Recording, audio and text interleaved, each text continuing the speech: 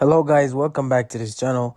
In this video, I'm going to show you how to log in Roblox. If you're absolutely beginner and new to Roblox, this tutorial will show you on how to log in on Roblox so that you can actually play the game. So without further ado, let's start to log in and play Roblox. You need to create a Roblox account first.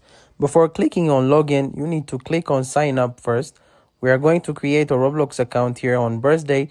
Click on it and tell Roblox what is your birthday. For example, I was born in August 2006, and once then, click on confirm birthday here. On the username, you need to create your Roblox username. You can type any username you want, but it says here don't use your real name. So let's go and create our Roblox username.